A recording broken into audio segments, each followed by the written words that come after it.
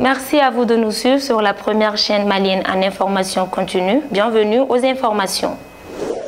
En Irak, au moins 9 personnes ont été tuées ce jeudi dans 2 attentats à la voiture piégée près d'une base militaire et d'un marché dans la région de Bagdad selon la police. Au moins 5 personnes ont été tuées et 12 personnes blessées dans un premier attentat suicide à la voiture piégée à Taji, une ville du nord de Bagdad qui abrite l'une des plus grandes bases militaires.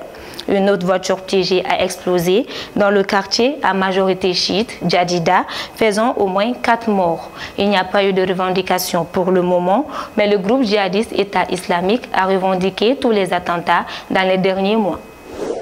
2 Palestiniens ont ouvert le feu ce mercredi 8 juin dans un quartier animé de bars et de restaurants dans le centre de Tel Aviv. 4 personnes ont été tuées et 5 autres personnes blessées. Les 2 auteurs des tirs ont été arrêtés. Première mesure annoncée, Israël suspend les permis d'entrée dont 83 000 Palestiniens bénéficient à l'occasion du Ramadan. Une bruit diplomatique agite l'ONU.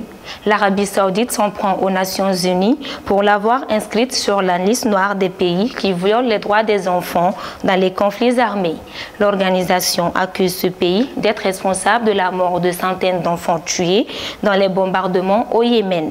Mais sous la pression de Riyad, Ban Ki-moon a finalement retiré la mention de l'Arabie saoudite, créant l'incompréhension parmi les diplomates.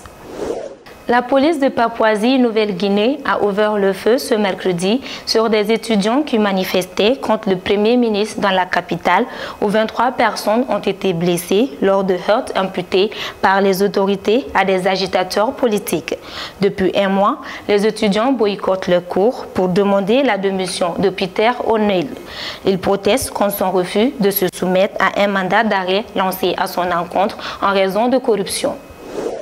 En Syrie, jeudi, après un mois d'accalmie, les bombardements entre le régime de Bachar al-Assad et les opposants ont repris à Alep.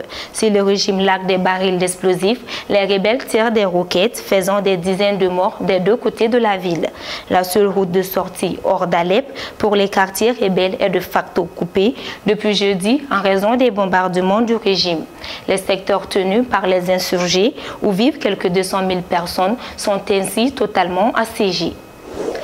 La lutte contre le terrorisme a été au menu d'une réunion qui s'est achevée ce mercredi à Paris, en France. Un rendez-vous qui rassemblait plusieurs ministres et experts de pays francophones. Pour la secrétaire générale de l'Organisation internationale de la francophonie, Michael Jan, la lutte doit combiner une réplique politique, sécuritaire, mais aussi associer une réponse d'ordre social. Durant 2 jours, à compter de ce jeudi, la ville de Louisville dans le Kentucky va rendre un ultime hommage au boxeur légende Mohamed Ali. Les funérailles débuteront par une prière mortuaire musulmane ouverte à tous. Plusieurs moments forts reflétant la vie du boxeur de légende vont rythmer ces 2 jours dans la ville de Louisville de 600 000 habitants. Au Pakistan, Parveen Bibi a tué sa fille ce mercredi, un peu plus d'1 semaine après son mariage. Le 29 mai, Zena s'était unie à Hassan Khan, un voisin de 20 ans dont le grand défaut aux yeux de sa famille est d'être d'ethnie Pashtun alors qu'ils sont Pendjabi. Comme Zena, des centaines de filles sont tuées chaque année, mais très rarement par une femme et encore moins leur mère. La police a indiqué avoir arrêté un oncle par alliance de la victime et recherché un de ses frères accusés d'être complice du crime. Les résultats de l'autopsie ne sont pas encore connus, mais les premiers éléments de l'enquête indiquent qu'elle aurait été étranglée avant d'être brûlée.